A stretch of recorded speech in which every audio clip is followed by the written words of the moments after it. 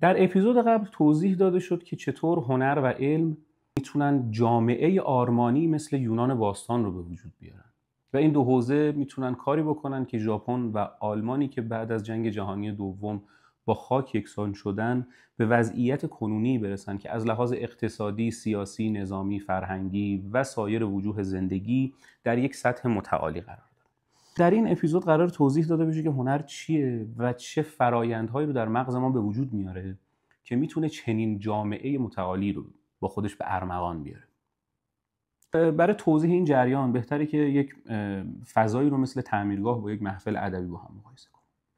اگر در یک محفل ادبی یک شعر خونده بشه، هر کدوم از افرادی که اونجا هستن درک متفاوتی از این شعر رو میتونن ارائه بدن و الزاماً هیچ کدوم از اینها درست یا نادرست نیست. اما یک مکانیک نمیتونه بگه من موتور رو در یک قسمت دیگه این ماشین قرار میدم یا نگاه من این شکلیه که نمیخوام موتور داشته باشه. در واقع مکانیک باید کاری بکنه که ماشین راه بره و درست کار بکنه. خب چطور یک هنری مثل ادبیات با استفاده از استعاره و مجاز بدون اینکه هیچ هدف مشخصی براش توضیح داده شده باشه میتونه یک جامعه متعالی بسازه؟ لیکاف و جانسون این مسئله رو در کتاب استعاره هایی که با آنها زندگی میکنیم خیلی جالب و ساده توضیح دادن. در بحران انرژی که در آمریکا به وجود میاد، رئیس جمهور وقت اون دوره کارتر میاد از کلمه جنگ در کنار انرژی استفاده میکنه. استعاره جنگی که اینجا استفاده میشه یعنی استفاده از کلمه جنگ در کنار انرژی عامل اتصال نورون‌های مربوط به این کلمات در مغز میشه.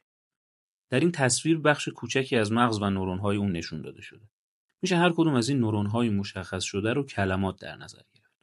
دقیقاً مثل اتفاقی که توی فیلم میفته، در ترکیب کلمات جنگ و انرژی، نورون‌های این کلمات در مغز با هم ارتباط برقرار می‌کنه. یعنی هر مفهومی که به جنگ مرتبطه، مثل دشمن یا کشته شدن، میتونه با انرژی ترکیب بشه. حالا فضایی در مغز به وجود اومده که میشه به راحتی رفتار افراد و جهانبینی اونها رو جهت داد و عوض کرد. لذا استفاده از کلمه جنگ در کنار انرژی یک شبکه از پیامدهایی رو تولید میکنه.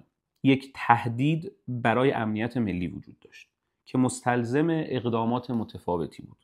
یک دشمن خارجی، بیگانه و متخاصم وجود داشت که کاریکاتوریست ها آن را با دستمال سر عربی به تصویر کشیده بودند. باید به انرژی بالاترین اولویت ها داده میشد.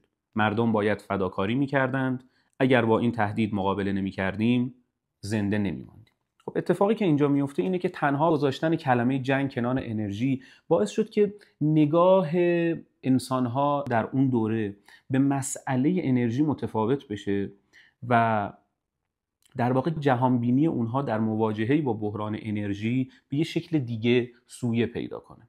بدین ترتیب میتونیم در مورد این مسئله صحبت کنیم که یک فیلم سینمایی 2 ساعته میتونه چه تأثیراتی رو در ذهن مخاطبان خودش داشته باشه. دیدن یک تابلو نقاشی یا خوندن یک شعر درسته که از قبل مشخص نشده که قراره چه هدفی داشته باشه، اما میتونه تماما جهانبینی یک فرد رو عوض کنه. در اپیزود بعدی در مورد این مسئله توضیح داده میشه که چطور نمای رومی در معماری معاصر باعث شد که مردم ایران افسرده بشن و راه برون رفت از این مسئله چیه.